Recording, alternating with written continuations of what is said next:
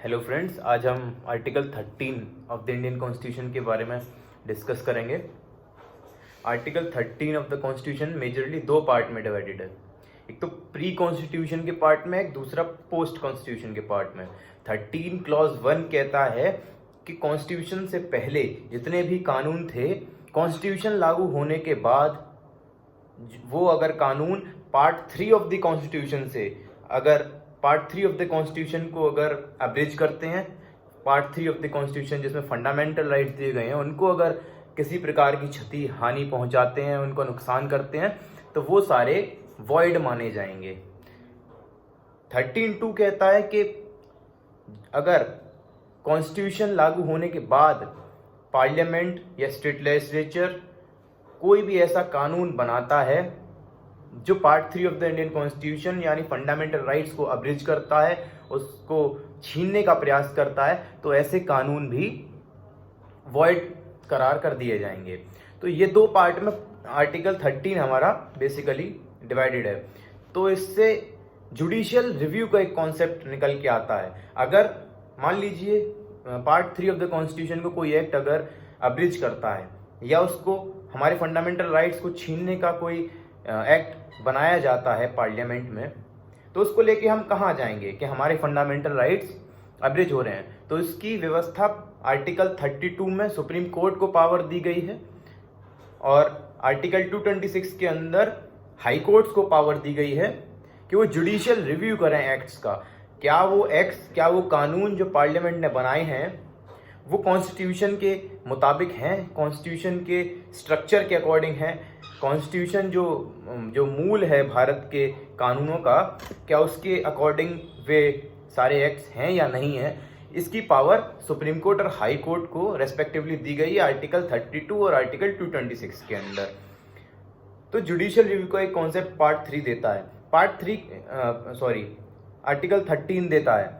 Article 13 का major objective है constitution की सुप्रीमेसी लागू करना, यानी कि कॉन्स्टिट्यूशन सुप्रीम है। अगर इससे कोई टकराता है कोई कानून इसके पार्ट 3 ऑफ द कॉन्स्टिट्यूशन से, फंडामेंटल राइट से, तो वो कानून वॉइड करार दे दिया जाएगा, उस कानून को स्ट्रक डाउन कर दिया जाएगा। अब आर्टिकल 13 के बारे में एक सवाल उठता है कि मान लीजिए अगर कोई अंडर ट्रायल है, यानी जिस तारीख से कॉन्स्टिट्यूशन भारत का संविधान लागू किया गया उससे पहले से जो कानून चल रहे थे उसमें कोई अगर अंडर ट्रायल है, मान लीजिए किसी पे केस चल रहा है, तो क्या कॉन्स्टिट्यूशन लागू होने के बाद अगर वो जो केस उस पर चल रहा है, जिन भी किसी एक्ट या किसी धाराओं के अकॉर्डिंग, वो अगर act part 3 of the constitution से अगर टकराता है, पार्ट 3 ऑफ द कॉन्स्टिट्यूशन को अगर किसी प्रकार की क्षति पहुंचाता है, हानि पहुंचाता है, तो क्या उसको भी वो रेमेडी उपलब्ध होगी या नहीं होगी? क्या वो कानून भी वॉइड मान लिया जाएगा? क्योंकि कानून तो वॉइड मान लिया गया है। जैसे ही कॉन्स्टिट्यूशन लागू हो गया, कोई भी कानून जो पार्ट 3 ऑफ द कॉन्स्टिट्यूशन को अब्रिज करने की कोशिश कर रहा होता है वो वॉइड मान लिया जाता है। तो क्या वो जो अंडर ट्रायल है उसको कुछ प्रकार का रिलीफ मिलेगा या नहीं मिलेगा, ये एक प्रश्न खड़ा होता है। तो आर्टिकल 13 कहता है कि ये प्रोस्पेक्टिव इन नेचर है, यानी कि ये जिस तारीख में इसको अप्लाई किया गया है वहीं से वो अप्लाई होगा, पीछे की डेट में जाके अप्लाई नहीं होगा। यानी कि आर्टिकल 13 अगर यानी मान लीजिए कोई किसी के ऊपर केस चल रहा है और वो फंडामेंटल राइट्स के अंडर, उसका मतलब फंडामेंटल राइट्स का उल्लंघन हो रहा है, तो वो 1937 का मान लीजिए केस है, तो 1950 में जब संविधान लागू हुआ तो वो एक्ट वॉइड मान लिया गया। यानी कि अब अगर जो केस आएंगे उस एक्ट के अंदर वो माने नहीं जाएंगे, नकार दिए जाएंगे, क्योंकि वो एक्ट ही खत्म हो गया है। लेकिन जो पहले से जो केस चल रहे हैं उस एक्ट के अंदर वो खत्म नहीं होंगे, क्योंकि आर्टिकल 13 प्रोस्पेक्टिव इन नेचर है, रेट्रोस्पेक्टिव इन नेचर नहीं है। पीछे जाके वो किसी एक्ट को वॉइड करार नहीं कर सकता है। तो ये आर्टिकल 13 प्रोस्पेक्टिवली काम करता है। एक केस था Keshavanand Madhav Menon versus state of Bombay का, जिसमें क्या था, प्रेस इमरजेंसी पावर एक्ट में एक पैम्पलेट छापी थी किसी प्रेस ने, तो इस प्रेस इमरजेंसी पावर्स एक्ट में उनके ऊपर ट्रायल चलाया गया। अब जब कॉन्स्टिट्यूशन लागू हो गया, आर्टिकल 19 आपके पास है फ्रीडम ऑफ एक्सप्रेशन का, तो उसमें इन्होंने ये दलील दी कोर्ट में कि मेरे पास आर्टिकल 19 है, मेरे पास फ्रीडम है अब खुद को एक्सप्रेस करने की, freedom of speech and expression है। तो कोर्ट ने उनको मना कर दिया कि नहीं, फ्रीडम ऑफ एक्सप्रेशन आपका 1950 के बाद मिला है, आपका केस पुराना है। तो आर्टिकल 13 जो है वो पीछे जाके, संविधान जिस तारीख से लागू हुआ है उससे पीछे जाके कोई भी एक्ट को नलीफाई नहीं कर सकता है, वॉइड नहीं घोषित कर सकता है, इलीगल नहीं घोषित कर सकता है, इसलिए उन्हें कोई रिलीफ नहीं दिया गया। अब एक और बड़ा सवाल इसमें उठता है कि मान लीजिए अगर कोई एक्ट है 40 सेक्शन का, मान लीजिए कोई एक्ट है, उसका कोई एक पार्ट है 5 या 6 10 सेक्शन का, मान लीजिए कोई पार्ट है, वो पार्ट 3 ऑफ द कॉन्स्टिट्यूशन से टकराता है,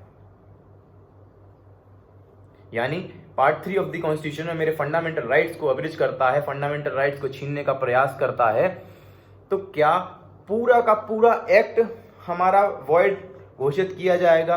क्या पूरा का पूरा एक्ट इलीगल डिक्लेयर कर दिया जाएगा, नलीफाई कर दिया जाएगा?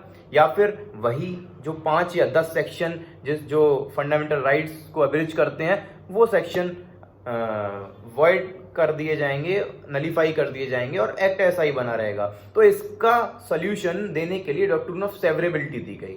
डॉक्ट्रिन ऑफ सेवरेबिलिटी कहती है कि जो भी ऑफेंडिंग प्रोविजंस हैं किसी भी एक्ट के, ऑफेंडिंग प्रोविजंस यानी कि जो भी फंडामेंटल राइट्स को आपका अब्रिज करते हैं, वो सारे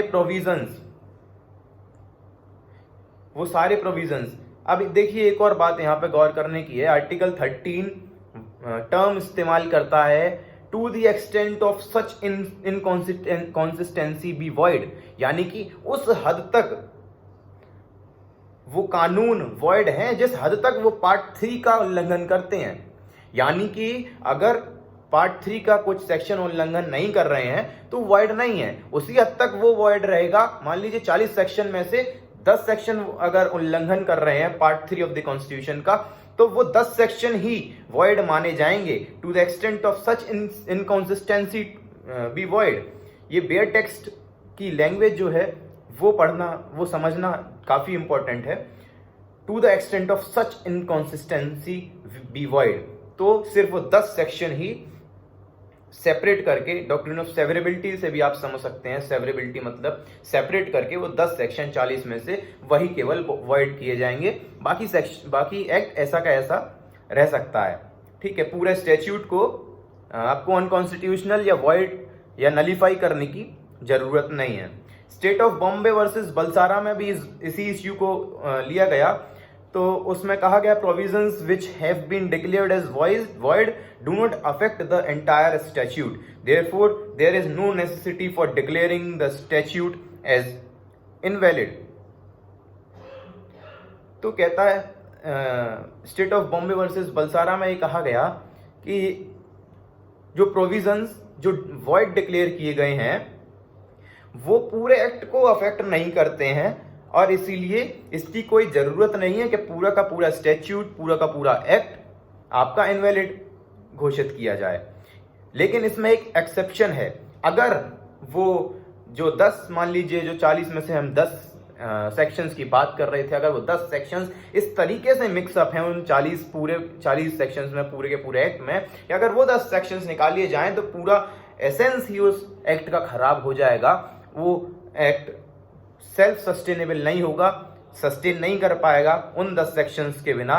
then the courts will hold the entire act void, तो वो पूरा का पूरा एक्ट वॉइड घोषित कर दिया जाएगा। तो प्राइमरी टेस्ट ये रहेगा आपका कि the primary test is whether what remains is so inextricably mixed with part declared invalid that what remains can not survive independently. जैसा कि मैंने आपको अभी बताया कि अगर इस तरीके से वो 10 सेक्शन 40 में इस तरीके से घुले हैं कि अगर उनको अलग कर दिया जाए तो एक्ट जो है इंडिपेंडेंटली सरवाइव नहीं कर सकता है। तो पूरा का पूरा एक्ट को आपको अनकॉन्स्टिट्यूशनल या इनवैलिड घोषित करना पड़ेगा। एक और केस है, उससे हम और आसानी से ये डॉक्ट्रिन ऑफ सेवरेबिलिटी हम समझ पाएंगे। आरएमडीसी वर्सेस यूनियन ऑफ इंडिया का, इसमें क्या था, एक प्राइस कंपटीशन एक्ट था, उसका सेक्शन 2D जो डील करता था गैम्बलिंग और कुछ ऐसे इश्यूज पे जो गैम्बलिंग गेम्स पे जो गैम्बलिंग में भी इन्वॉल्व थे, और उसका एक पार्ट ऐसा था जो स्किल के बेसिस पे आपको प्राइज देता था। तो कोर्ट ने इसमें क्या किया, जो गैम्बलिंग वाला पार्ट था उसको अनकॉन्स्टिट्यूशनल करार दिया, उसको इनवैलिड कर दिया, और जो स्किल वाला पार्ट था कि आप स्किल से कोई गेम जीत के प्राइज ले रहे हैं, कोई कंपटीशन जीत रहे हैं, उसको उन्होंने बना रहने दिया। उन्होंने बोला कि ये दोनों पार्ट अलग अलग किए जा सकते हैं और तब भी वो सर्वाइव कर सकते हैं, इसलिए उन्होंने यहाँ डॉक्ट्रिन ऑफ सेवरेबिलिटी अप्लाई कर दी।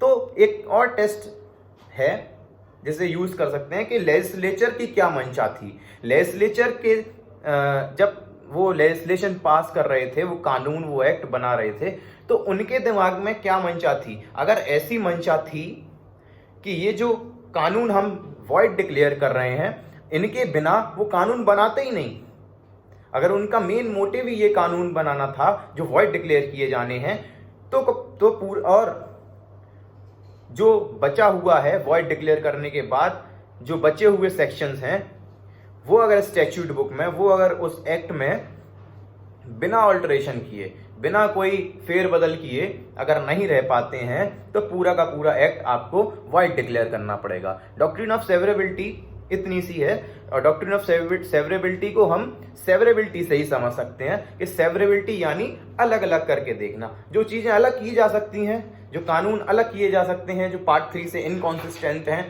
पार्ट 3 को अब्रेज करते हैं इंडियन कॉन्स्टिट्यूशन के, वो वॉइड हैं। जो नहीं करते हैं, बचा हुआ एक्ट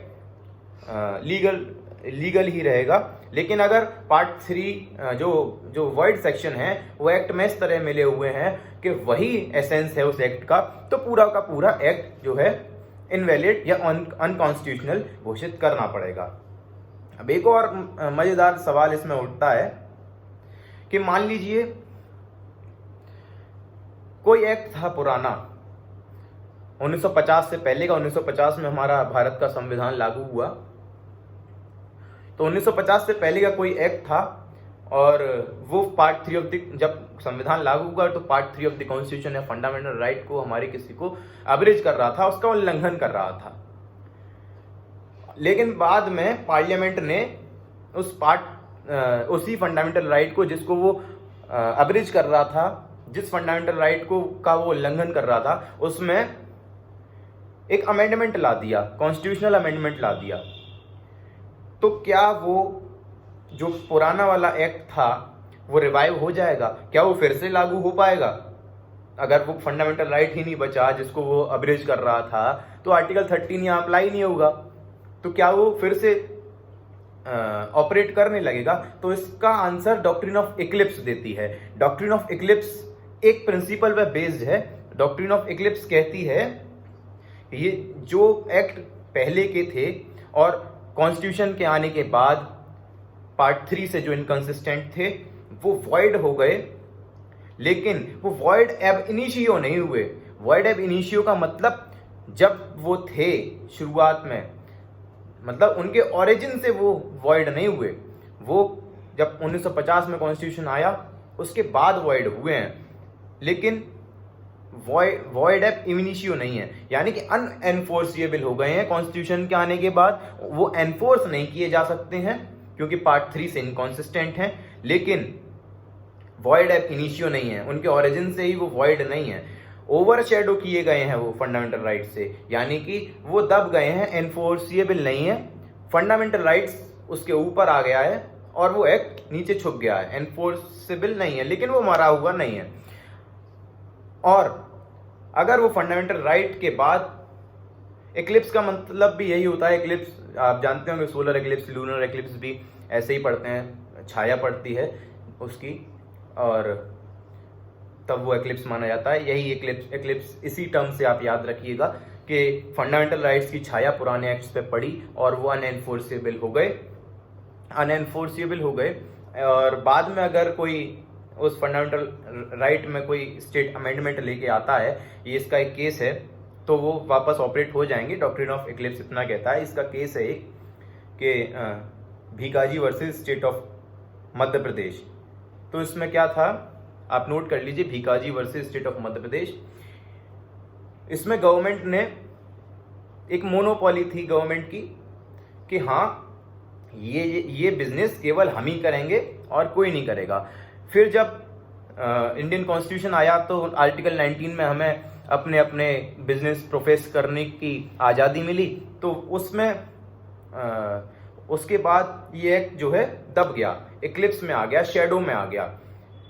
लेकिन बाद में इसमें अमेंडमेंट किया गवर्नमेंट ने कि हाँ कुछ ऐसे, फर्स्ट अमेंडमेंट जो था 1951 में, तो उसमें अमेंडमेंट किया गया इस फंडामेंटल राइट में, और गवर्नमेंट ने अपने लिए कुछ चीज़ें रिजर्व रखी कि हाँ इस पे हमारी मोनोपॉली रहेगी। आर्टिकल 19 के अंडर उन्होंने अमेंडमेंट करके वो मोनोपॉली अपनी सेव कर ली। तो जो वो एक्ट जो था, जो मोनोपॉली दे रहा था गवर्नमेंट को 1950 के आने के में, कॉन्स्टिट्यूशन आने के बाद वो एवरेज हो गया था, क्योंकि 19 में सबको आज़ादी थी, कोई मोनोपोली किसी की नहीं थी, सबको आज़ादी थी अपने अपने मन का बिजनेस करने की। तो वो दब गया फंडामेंटल राइट के अंदर। लेकिन जब फंडामेंटल राइट में अमेंडमेंट किया गया पार्लियामेंट के द्वारा, तो वो वापस से वो एक्ट फिर से रिवाइव हो गया, मतलब वो एक्ट फिर से ऑपरेट करना शुरू हो गया। यही कहता है डॉक्ट्रिन ऑफ इक्लिप्स कि पुराना एक्ट मरता नहीं है, वॉइड एब इनिशियो नहीं होता है, ओवर शेडो कर लेते हैं फंडामेंटल राइट्स उसको। अब एक और बात आती है कि डॉक्ट्रिन ऑफ इक्लिप्स किस पोस्ट कॉन्स्टिट्यूशनल लॉ में क्या लागू होगी, क्या कॉन्स्टिट्यूशन के बाद जो कानून बनाए गए उनमें लागू होगी। तो एक केस था Deepchand versus state of UP, तो उसमें कहा गया कि हाँ कि नहीं, doctrine of eclipse post constitutional law में लागू हो ही नहीं सकती है, क्योंकि जैसे ही वो कानून पास होगा पार्लियामेंट के अंदर, वो वॉइड एब इनिशियो हो जाएगा। कोई ऐसा कानून जो part 3 of the constitution fundamental rights को अब्रिज करते हुए पार्लियामेंट में पास किया जाएगा, वो पास होते ही वॉइड हो जाएगा, वॉइड एब इनिशियो हो जाएगा, वो लागू हो ही नहीं पाएगा। तो डॉक्ट्रिन ऑफ इक्लिप्स की का सवाल ही नहीं उठता है बाद में अमेंडमेंट लाके रिवाइव करना, तो वो तो वॉइड एब इनिशियो हो जाएगा। डॉक्ट्रिन ऑफ इक्लिप्स एक बेसिक प्रिंसिपल पे चलता है कि वो जो लॉ है, वो जो एक्ट है, वॉइड एब इनिशियो नहीं है, अपनी ओरिजिन से, अपनी शुरुआत से ही वॉइड नहीं है, जो प्री कॉन्स्टिट्यूशनल लॉ के साथ हमारा केस था। प्री कॉन्स्टिट्यूशनल लॉ, कॉन्स्टिट्यूशन से आने के पहले वो सारे लॉ चल रहे थे, अपने ओरिजिन से वॉइड नहीं थे। लेकिन पोस्ट कॉन्स्टिट्यूशनल लॉ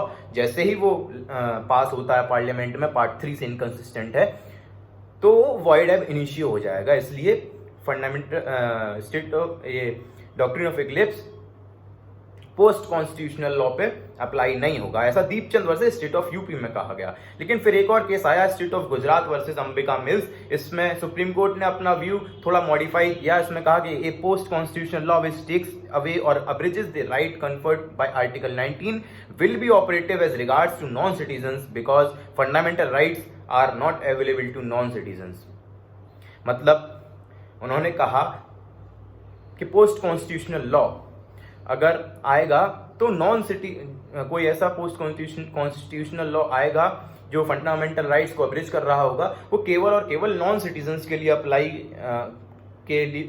होगा, सिटीजन्स के लिए अप्लाई नहीं होगा, क्योंकि नॉन सिटीजन्स के लिए हमारे फंडामेंटल राइट्स नहीं है। और फंडामेंटल राइट्स को अब्रिज जो करता है, वही जो एक्ट होता है वो अनकॉन्स्टिट्यूशनल होता है, वही सिटीजन्स पे अप्लाई नहीं हो सकता, लेकिन नॉन सिटीजन्स पे हम अप्लाई आसानी से कर सकते हैं। तो ये थी पूरा आपका आर्टिकल 13।